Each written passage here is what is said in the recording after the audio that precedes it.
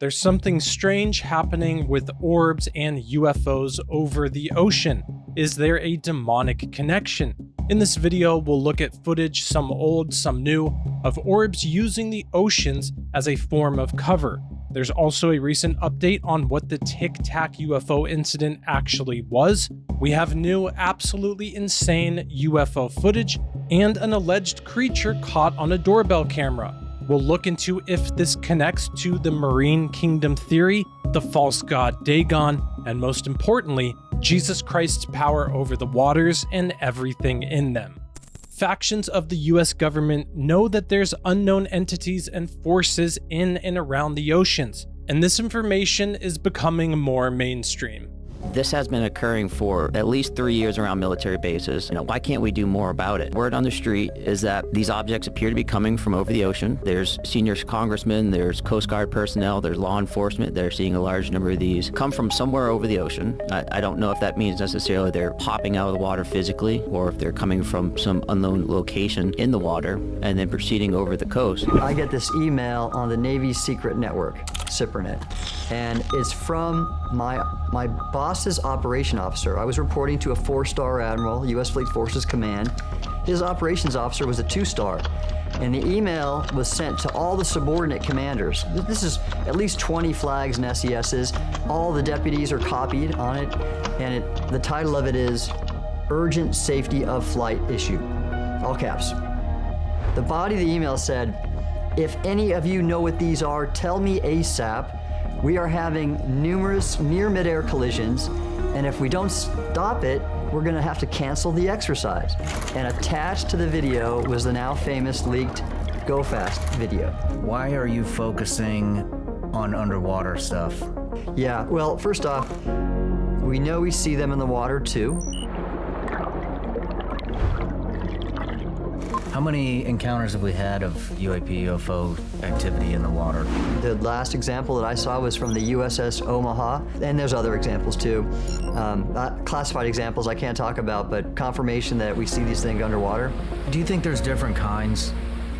Do you think that there is a possibility that some of these are kind of nuts and bolts types crafts, and some are maybe something to do with consciousness, maybe something to do with some type of spirituality? What are you thinking? I think the answer is yes. Recently, there's been a lot more videos of orbs going in and out of the oceans. This video was recorded back when the mystery drones were invading New Jersey. These could potentially be drones that were landing back on some ship out at sea, or just another incident of these orbs going into the water. This video here is known as the 2013 Aguadilla, Puerto Rico UFO USO incident. This footage is from one of the thermal imaging cameras on a jet that belongs to the Department of Homeland Security. You can see the orb dipping in and out of the water, not slowed down or affected at all by water resistance. This is why I'm referring to this as an orb and not a physical object as we know them, because it's completely unaffected by the physical reality it encounters. It's not just the military encountering these things over the oceans either. A lot of New Agers and people who are finding a spiritual connection to these things are also recording them. These people are going out and inviting these things to show up, and they do. Chris Bledsoe, who I pray will wake up to the deceptive spiritual forces that are leading him and others astray, posted this video last year of these things showing up over the ocean. Orbs coming from the sea when I ask isn't new to me. This was recorded in April in Wilmington, North Carolina, with 75 witnesses. Doesn't matter which ocean, they are always there. This is one of 30 videos that night. Is there some sort of demonic connection here with the ocean?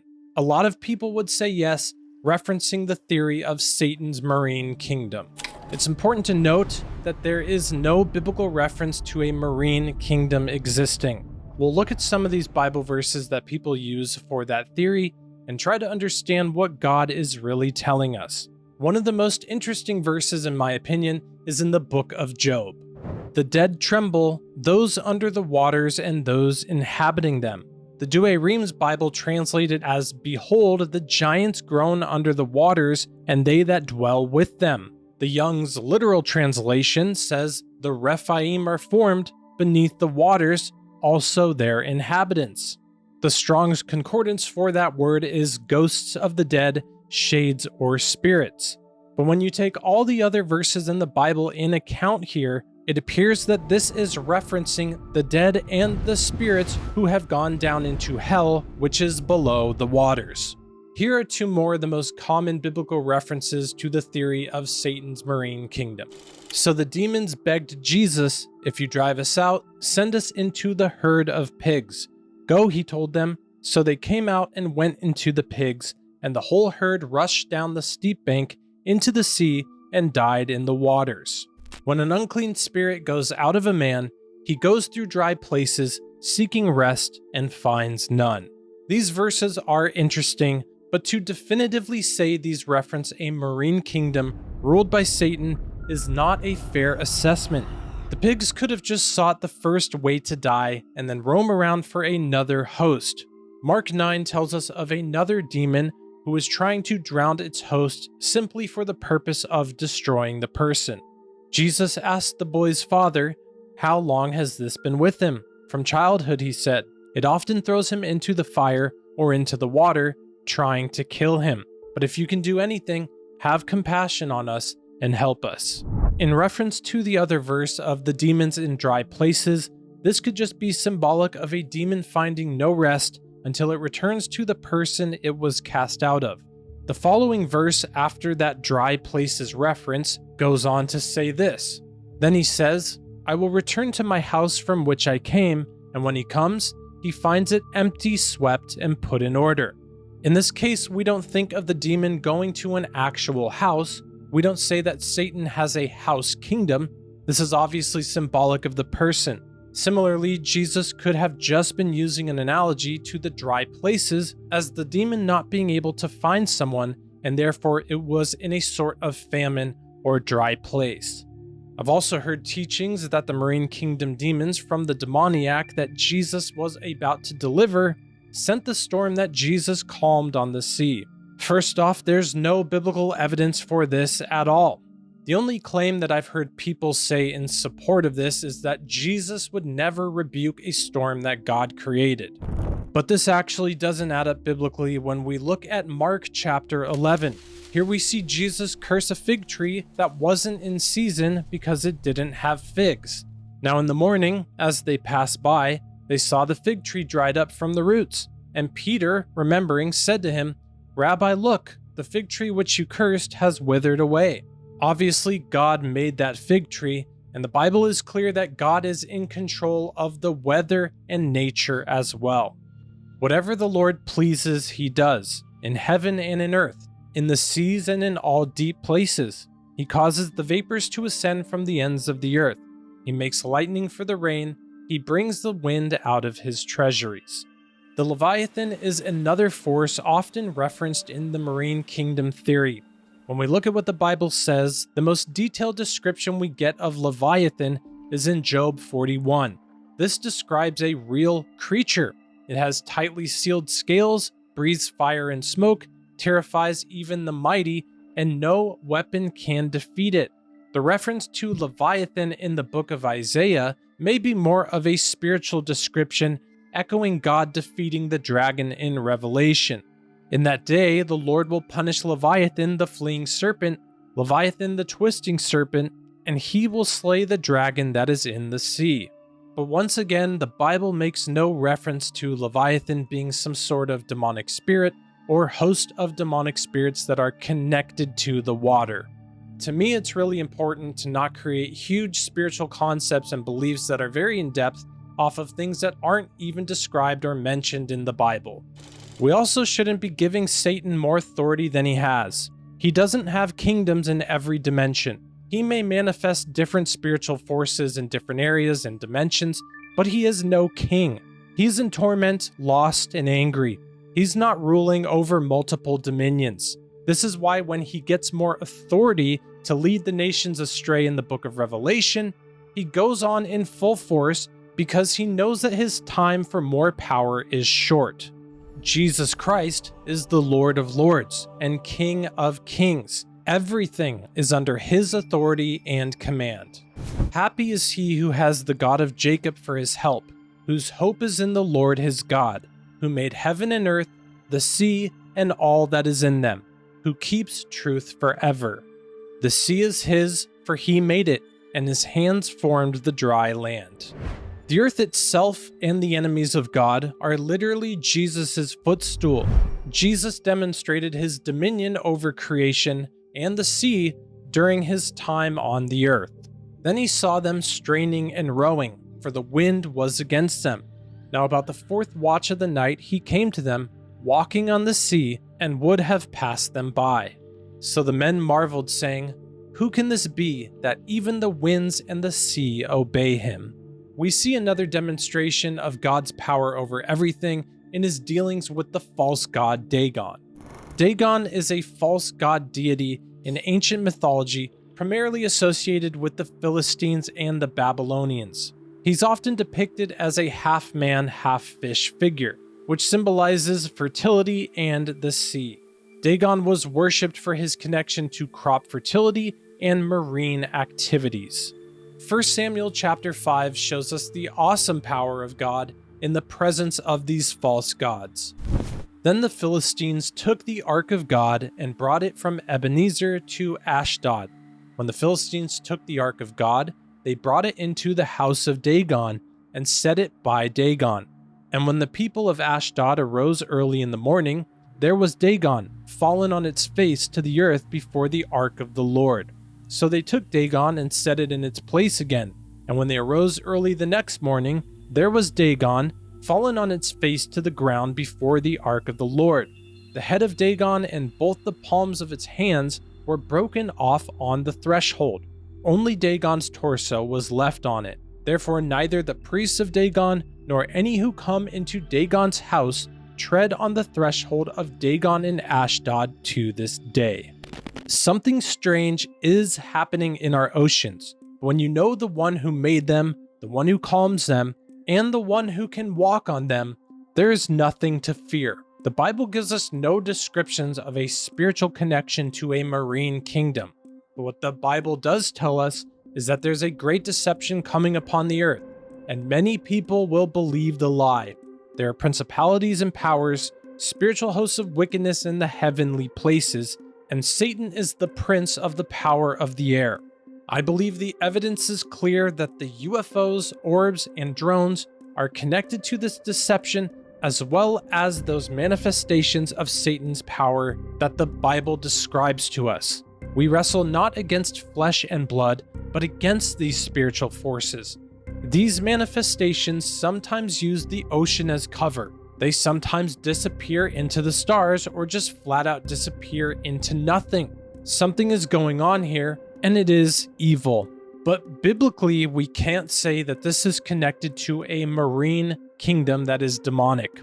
I believe that's giving Satan way too much dominion. Simply, it's the battle between the kingdom of God and light and the kingdom of Satan and darkness. Through Jesus Christ, we are delivered from that darkness. Giving thanks to the Father who has qualified us to be partakers of the inheritance of the saints in the light.